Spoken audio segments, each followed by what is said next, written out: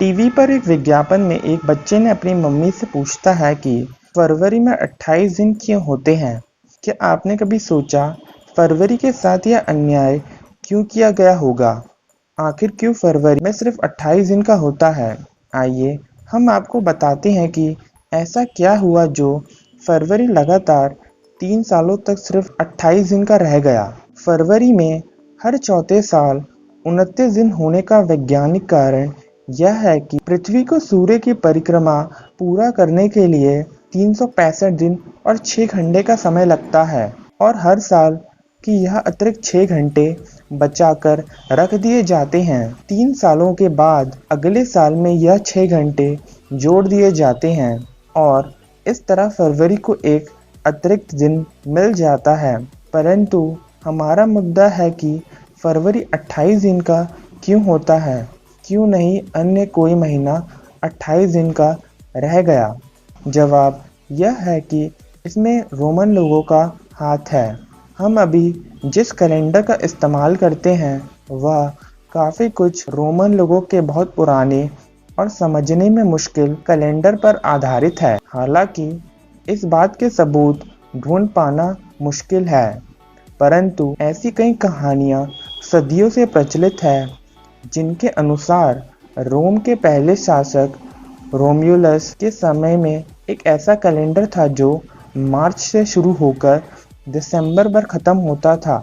इस बात की कोई जानकारी नहीं है कि इस समय दिसंबर की समाप्ति और मार्च के पहले के समय को कैसे गिना जाता था, परंतु यहाँ सर्दी के मौसम में कृषि न हो पाने की वजह से इस समय का रोमन लोगों के लिए कोई महत्व नहीं था और इसे कैलेंडर का हिस्सा बनाना उन्होंने ज़रूरी नहीं समझा। रोम के दूसरे शासक नोमा पोम्पियुलस ने कैलेंडर को ज़्यादा सटीक बनाने का निश्चय किया और इसे चांद के हिसाब से एक वर्ष पूरा करने का सोचा। उस समय प्रत्येक चंद्र वर्ष 354 दिन लंबा होता था। नूमा ने कैलेंडर में दिसंबर के बाद जनवरी और फरवरी के महीने जोड़े ताकि बचे हुए दिनों की गिनती की जा सके।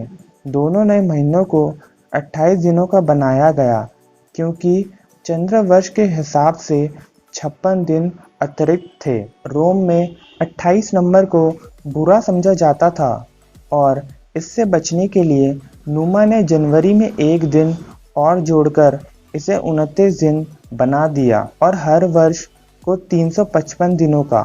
इस बात का कारण कभी ज्ञात नहीं हो पाया कि आखिर क्यों नोमा ने फरवरी में भी एक और दिन नहीं जोड़ा। प्राचीन रोमन काल से ही फरवरी महीने को बदनसीबी वाला महीना समझा जाता था क्योंकि यह 28 दिन लंबा था। फरवरी को अशुभ महीना समझे जाने के पीछे एक और कारण यह भी है कि इस महीने में ही रोम में मृत आत्माओं की शांति और पवित्रता कार्य किए जाते हैं। यहाँ तक कि पुरानी सेबाइन जनजाति की भाषा में फरवरी का मतलब पवित्र करना होता है। इतने बदलावों के बावजूद कैलेंडर में आने वाली मुश्किलें ख़त्म नहीं हुई और यह मौसम के बदलावों के हिसाब से नहीं बन सका क्योंकि नूमा ने इसे चंद्रमा के हिसाब से बनाया था, जबकि मौसम के बदलाव पृथ्वी द्वारा सूर्य की परिक्रमा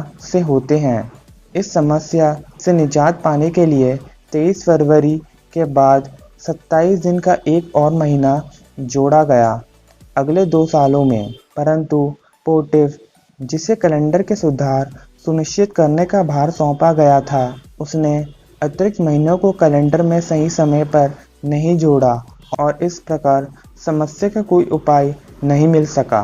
रोम के विश्व प्रसिद्ध शासक जूलियस सीजर ने 45 बीसी में एक विद्वान को नियुक्त कर कैलेंडर को चंद्रमा के अनुसार न रखते हुए सूर्य के हिसाब से रखने का आदेश दिया, जैसे कि मिस्र के कैलेंडर में किया जाता था। जूलियस सीजर ने हर वर्ष में 10 दिन जोड़ दिए और चौथे वर्ष में एक और दिन। अब हर वर्ष 365 दिन और 6 घंटे लंबा था।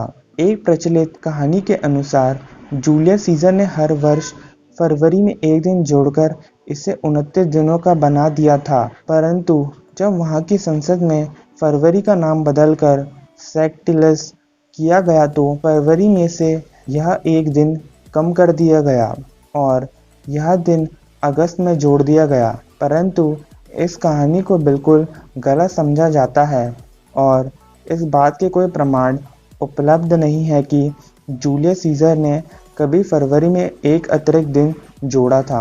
तो आज के वीडियो के लिए बस इतना ही। अगर आपको ऐसी इंटरेस्टिंग बातें जाननी है तो सब्सक्राइब कर लीजिए बीटा फैक्ट्स को।